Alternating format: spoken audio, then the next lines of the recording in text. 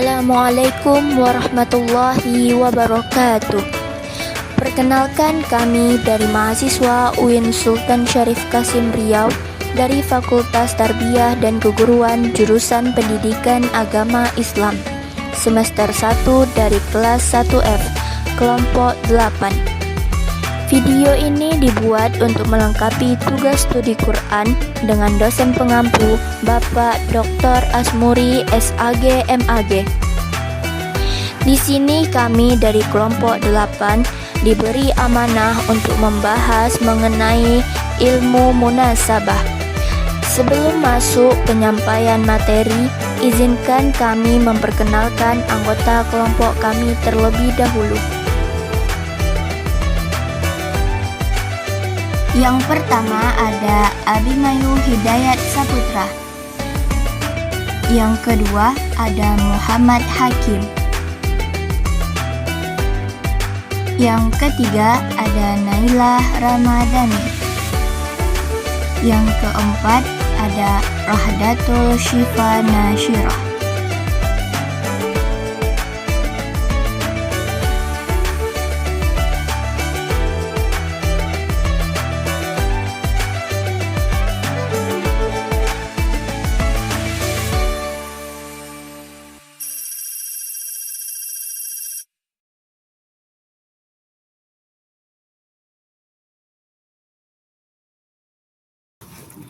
Baiklah, kita masuk kepada penyampaian materi, yaitu mengenai ilmu munasabah. Latar belakang. Al-Quran sebagai kitab suci umat Islam yang diturunkan dengan susunan ayat dan surah yang memiliki makna mendalam serta keteraturan yang sempurna. Setiap ayat tidak berdiri sendiri, melainkan saling berkaitan antara satu dengan yang lain, baik dalam satu surah maupun antar surah. Hal ini menunjukkan adanya keserasian munasabah yang menjadi salah satu aspek penting dalam studi Al-Quran. Ilmu munasabah lahir dari kebutuhan untuk memahami lebih dalam hikmah. Selain itu, ilmu munasabah berfungsi memperkuat keyakinan bahwa susunan Al-Quran bukanlah hasil rekayasa manusia, melainkan tatanan ilahi yang sempurna. Dengan memahami hubungan antar ayat dan surah, seorang mufasir atau peneliti Al-Quran dapat mengungkap rahasia keindahan balaghah, retorika, keserasian hukum, dan tujuan syariat yang terkandung di dalamnya. Adapun rumusan masalah, yaitu yang pertama, apa yang dimaksud dengan munasabah? Yang kedua, apa saja macam-macam munasabah?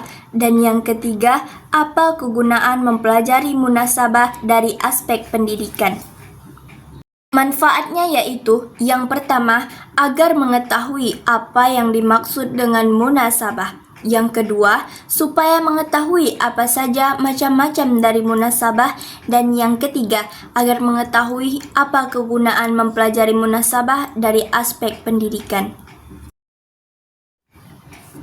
Baiklah, kita masuk kepada pengertian munasabah.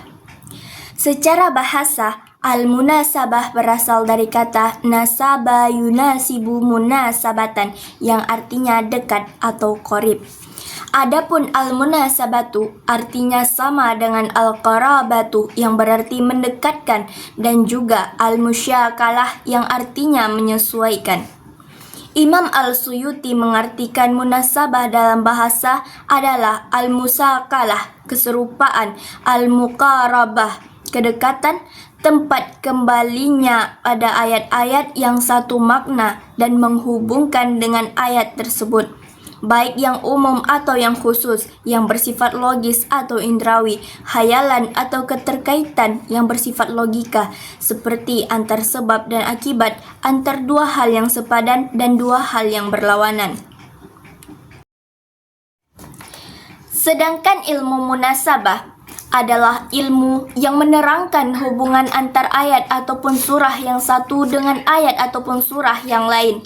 Karena itu, sebagian pengarang menamakan ilmu ini dengan ilmu tanasubil ayati wassuwari, yang artinya juga sama, yaitu ilmu yang menjelaskan persesuaian antar ayat atau surah yang satu dengan ayat atau surah yang lain. Senada dengan itu, Syadali mengatakan bahwa munasabah ialah ilmu yang menerangkan korelasi atau hubungan antara suatu ayat dengan ayat lain, baik yang ada di belakangnya atau ayat yang ada di mukanya. Selanjutnya yaitu macam-macam munasabah yang akan dijelaskan oleh teman saya. Macam-macam munasabah. Yang pertama, ada namanya munasabah antar surat dengan surat sebelumnya. Asyuti menyimpulkan bahwa munasabah antar satu surat dengan surat sebelumnya berfungsi menerangkan atau menyempurnakan ungkapan pada surat sebelumnya. Sebagaimana contoh dalam surat Al-Fatihah ayat 1, ada ungkapan Alhamdulillah. Kedua, munasabah antara nama surat dan tujuan turunnya. Setiap surat mempunyai tema pembicaraan yang menonjol dan itu tercermin pada namanya masing-masing, seperti surah Al-Baqarah, surah Yusuf, surat Al-Naml dan Al-Jin. 3. Munasabah antar bagian suatu ayat. Munasabah antar bagian surah sering berbentuk pola munasabah atau al-tadad atau perlawanan seperti terlihat dalam surah Al-Hadid ayat 4. 4. Munasabah antar ayat yang letaknya berdampingan. Munasabah antar ayat yang letaknya berdampingan sering terlihat dengan jelas, tetapi sering pula tidak jelas. Munasabah antar ayat yang terlihat dengan jelas umumnya menggunakan pola ta'kid atau penguat, tafsir atau penjelas, bantahan, dan tasdid atau penegasan. 5. Munasabah antar suatu kelompok ayat dan kelompok ayat di sampingnya. Dalam surah Al-Baqarah ayat 1 sampai ayat 20, misalnya Allah memulai penjelasannya tentang kebenaran dan fungsi Al-Quran bagi orang-orang yang bertakwa. 6. Munasabah antar fasilah atau pemisah dan isi ayat. Munasabah ini mengandung tujuan-tujuan tertentu. Di antaranya adalah untuk menguatkan atau tamkin maknanya yang terkandung dalam suatu ayat. 7. Munasabah antar awal surat dengan akhir surat yang sama. Tentang munasabah semacam ini, Asyuti telah mengarang sebuah buku yang berjudul Marasid Al-Matali fi Tanasub Al-Maqati' wa Al-Matali. Yang terakhir ada namanya munasabah antar penutup suatu surah dengan awal surah berikutnya. Jika diperhatikan pada setiap pembukaan surah, akan dijumpai munasabah dengan akhir surat sebelumnya, sekalipun tidak mudah untuk mencapainya. Misalnya pada permulaan surah Al-Hadid dimulai dengan tasbih. Kegunaan mempelajari munasabah dari aspek pendidikan. Ilmu munasabah merupakan ilmu yang sangat penting dalam memahami Al-Quran karena menjelaskan hubungan antara ayat dengan ayat serta surah dengan surah lainnya. Dengan mempelajarinya, seseorang akan lebih mudah memahami Al-Quran sebagai satu kesatuan yang tersusun rapi dari awal hingga akhir. Para ulama sepakat bahwa meskipun Al-Quran diturunkan selama lebih dari 20 tahun dengan berbagai hukum serta asbabun nuzulnya, seluruh isi Al-Quran tetap memiliki keterkaitan makna yang kuat. Karena tidak semua ayat memiliki asbabun nuzul yang jelas, ilmu munasabah menjadi sarana yang sangat penting untuk mengisi kekosongan pemahaman tersebut, agar ayat-ayat dapat dipahami secara menyeluruh. Kegunaan mempelajari ilmu munasabah meliputi: yang pertama, menepis anggapan bahwa tema Al-Quran tidak saling berkait antara satu bagian dengan bagian lainnya. Karena setiap ayat sebenarnya memiliki kesinambungan makna. Yang kedua, munasabah membantu mengungkap hubungan atau korelasi antara ayat, kalimat maupun surah, sehingga memperdalam pengetahuan tentang kandungan Al-Quran dan memperkuat keyakinan akan kemukjizatannya. Yang ketiga, ilmu ini memperlihatkan mutu dan keindahan bahasa Al-Quran melalui keterpaduan struktur ayat-ayatnya. Yang keempat, munasabah sangat membantu dalam menafsirkan Al-Quran dengan lebih tepat dan akurat karena hubungan antara ayat sudah dipahami dengan jelas. Dengan demikian, Mempelajari munasabah menjadi sangat penting untuk memahami Al-Quran secara lebih sistematis, mendalam, dan utuh sebagaimana yang dikehendaki oleh susunan wahyu. Selanjutnya kesimpulan.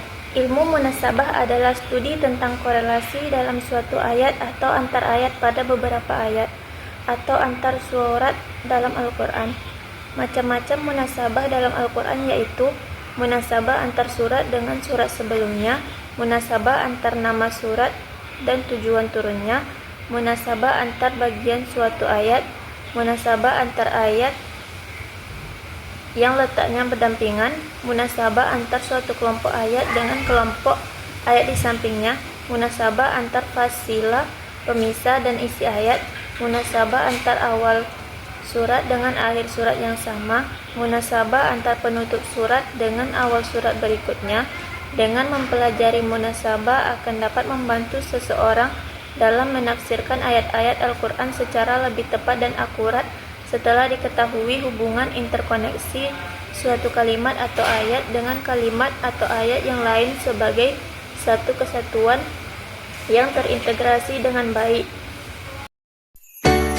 Itu saja penyampaian materi dari kami. Semoga apa yang disampaikan dapat bermanfaat untuk kita semua. Bagi teman-teman yang ingin bertanya, ditunggu ya pertanyaannya. Terima kasih.